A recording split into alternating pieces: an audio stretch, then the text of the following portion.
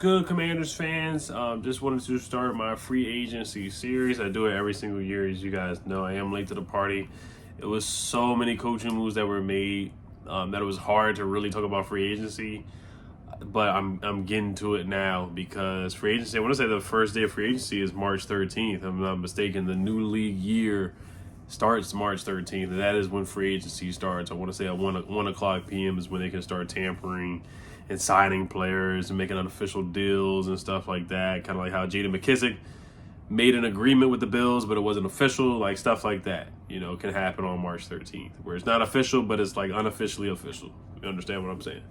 All right. So the Commanders, they made some moves today too. They signed wide receiver Kazmier Allen, who was already on the team, and Mason Brooks, the guard, who was already on the team as well. This is from Zach Selby. He says, Kazmier Allen showed promise as a return specialist during training camp last year, while Brooks had potential as a depth piece on the offensive line.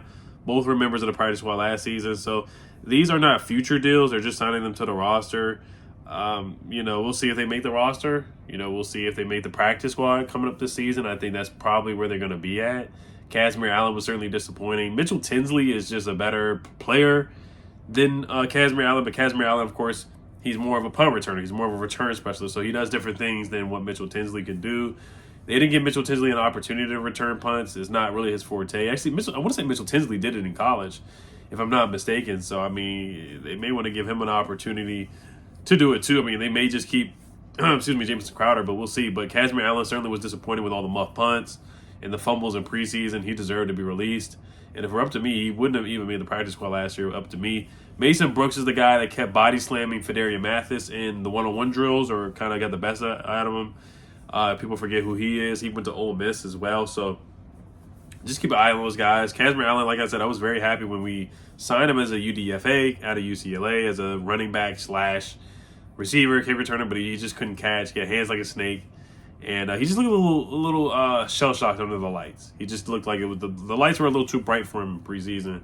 But I do think the talent is there. I think the explosiveness is there for sure. The speed is there. Some of the shiftiness is there. I think he's a talented player, man. So we'll see what happens with these guys. If they do get an opportunity to actually play and get on the field and get meaningful snaps, we'll see. All right. So let's get to the tight end class. And like I said, I'm still under the weather here.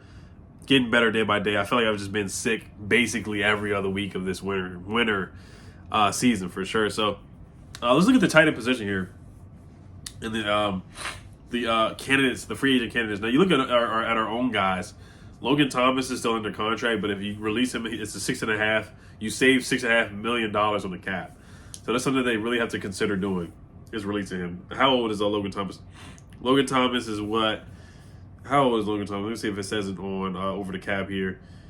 He is 6'6", 248, been in the league for 8 seasons.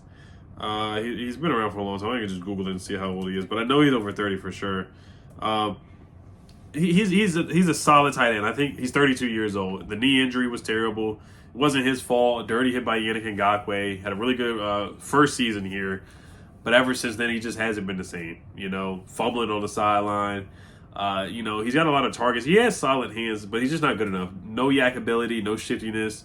But he does the little things right. He's a good leader in the locker room, helped get Scott Turner fired. Then he spoke out about Eric Bieniemy as well.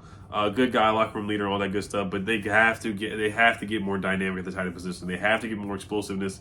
They have to get more better route runner. They just have to get a better player at that position, some explosiveness, and somebody who could put some pressure on the defense at the tight end position. If they want to restructure his contract, I think that's something to think about. Or keep him. They have the cap space to possibly keep him. But I think Adam Peters, of course, him having George Kittle, the Niners, he knows how important that tight end position is. Eugene Shin, he loves the tight end position as well. So they know how important that tight end position as well is. Cole Turner, I like him a lot, but he just couldn't get on the field. Healthy scratch at the end of the year. That was disappointing, man. I think he's just so talented, but he just couldn't get on the field for whatever reason it was. John Bates is more of a blocker. He can't really catch, too. He's unreliable as a pass catcher. And that's really it. Armani Rogers, he got injured. He's talented. And that's really it. We just don't have talent at the position. We just don't. We're really searching and finding. We need to find a tight end. The draft it's not the most talented draft for the tight end position either. And this free agency class is not is not the most talented free agent class as well.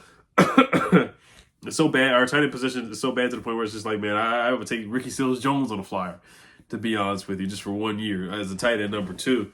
But Cole Turner, I do want to see what he can do this year. I mean, if he can finally get on the field and get some consistent snaps, I want to see what he can do. And then, like I said, Logan Thomas, I think it's just time to move on and just get younger, get youthful with the position. All right. Let's look at the position here.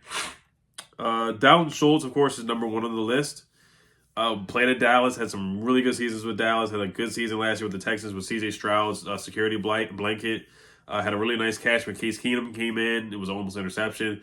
Yanked the ball away, saved the Texans season with that catch. That was a heck of a catch. You look at some of his numbers. 59 catches for 635 yards, 5 touchdowns. Had a nice touchdown catch in the playoffs as well. 5 touchdowns with Dallas. 57 catches, 577 yards. And then in 2021, he had 78 catches for 808 yards.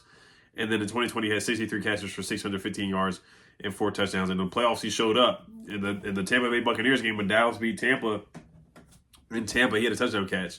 Like, he stepped up big time. First downs, 35 first downs last year, 27 first downs the year before, 43 first downs in 2021, 33, excuse me, in 2020.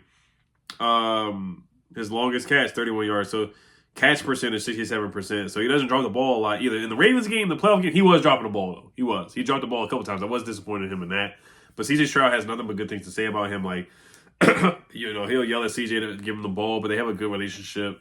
Like, he's a good leader in the locker room. He's a guy that he looks up to as well. Dalton Schultz has been nothing but a good professional in the Texans and has great chemistry with C.J. Stroud. And that's kind of what we want for our young quarterback, whether it's Jaden Daniels, Drake May, or I'm not going to say Sam Howell, but Drake May, Jaden Daniels, one of those guys. They need a security blanket. They need someone they can target on third downs. Just a chain mover, and Dalton Schultz is certainly that guy. As far as, like, yak ability, he's not going to break guys off and, like, juke guys, make guys miss a phone booth. We don't necessarily need that 100%, but he's a guy that he's going to move the chains. He's going to break tackles and do that. Now, moving on to Noah Fant. He's a guy that can do that. Like, you look at his yak ability. Look at the Giants game on, like, Sunday night. It was Monday Night Football, where they just cooked the mess out of the Giants. They beat them, like, it was when Daboll was yelling at Daniel Jones because he missed the touchdown to Darren Waller. And Daboll was like, showing him the clipboard or the tablet or whatever. But Noah Fant, like, he scampered up the field for like a 50-yard touchdown against the Giants. Like, it was nice. Like, he has speed to him, man. He ran a 4.5 40-yard dash. You look at Denver, he had some good years. Kind of his production went down with the Seahawks, but his rookie year he had 562 receiving yards, 3 touchdowns. 2020, 62 catches for 673 yards. 2021, 68 catches for 670 yards and 4 touchdowns. And then 2022 with Seattle, 486 yards and then 414. So every year was going down. And 2023 actually had 0 touchdowns. So yeah, they actually didn't call a touchdown. Like, they stopped him on the 1 yard line. They took away the touchdown. But his longest catch was for 51 yards. He had a 75-yard catch and run his rookie season, where he had a really nice catch and run, where he just shows the wheels, man. He's super athletic. Like, I think he's the most athletic guy in this free agents class.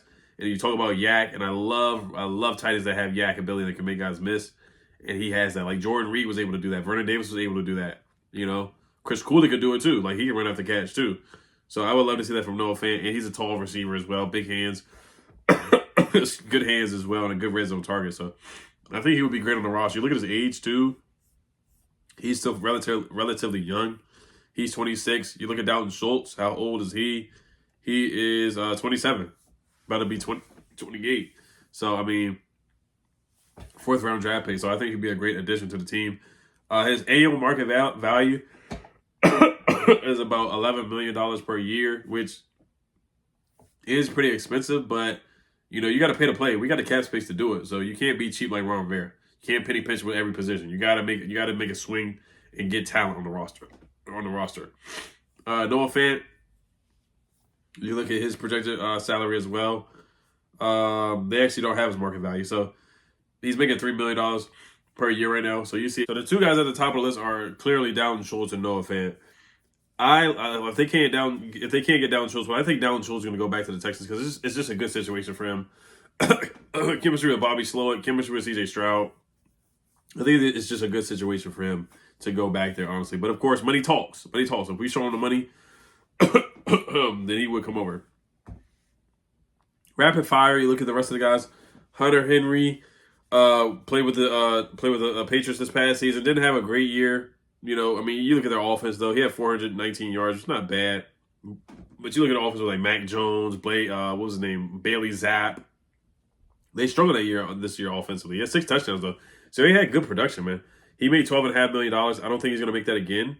So if you get him for like a 1 year, $6 million deal or something like that, $7 million or something like that, just do a flyer for him. Yeah, that's at his market value is about $7 million. I wouldn't mind that for him. I wouldn't mind that for him at all.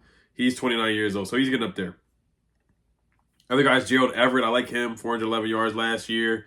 Played with the Chargers with Justin Herbert. Played with the Seahawks. Had a couple good seasons. Just had 411 yards receiving. 3 touchdowns, good red zone target as well. You kind of use him on some jet sweeps too in the red zone as well. He's a versatile player. I like him. Tanner Hudson from the Cincinnati Bengals, 352 yards receiving. Other than that, like I said, it's like Mike Gesicki.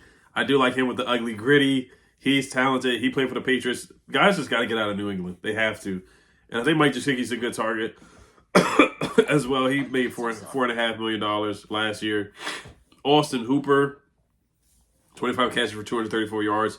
His production has gone down. He made $2 million last year. I remember I really wanted him when he was a free agent after the Falcons. When he left the Falcons, I really, really wanted him like 2 years ago.